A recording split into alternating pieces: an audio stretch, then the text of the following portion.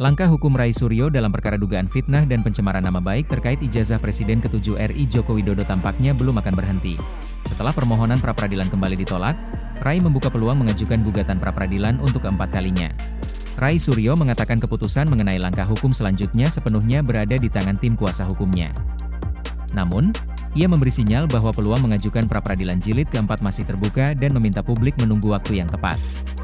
Ia menyampaikan hal itu dengan menyebut publik tinggal menunggu tanggal mainnya.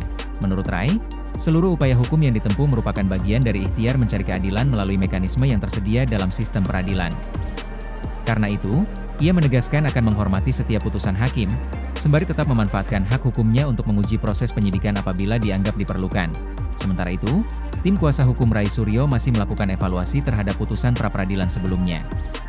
Hasil kajian tersebut akan menjadi dasar untuk menentukan materi gugatan berikutnya apabila pra-peradilan keempat benar-benar diajukan.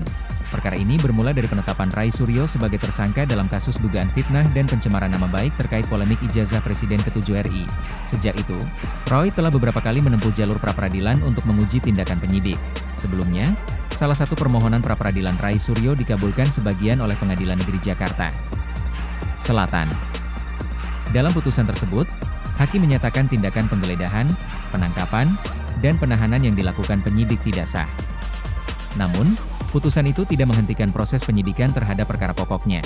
Adapun permohonan pra-peradilan berikutnya terkait penetapan tersangka kembali ditolak hakim. Putusan itu menjadi dasar munculnya wacana gugatan pra-peradilan jilid keempat yang kini sedang dipersiapkan oleh tim hukum Rai Suryo. Di sisi lain, pihak kepolisian tetap melanjutkan proses penyidikan sesuai ketentuan hukum yang berlaku. Hingga kini belum ada keterangan resmi yang menyebut adanya perubahan status hukum Rai Suryo setelah putusan pra-peradilan tersebut. Perkembangan terbaru ini menandai bahwa sengketa hukum antara Rai Suryo dan penyidik masih akan berlanjut di ruang sidang.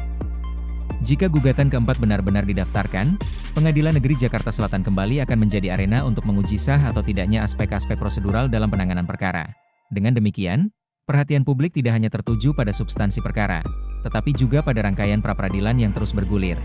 Putusan-putusan berikutnya diperkirakan akan menjadi penentu arah proses hukum sebelum perkara memasuki tahap persidangan pokok.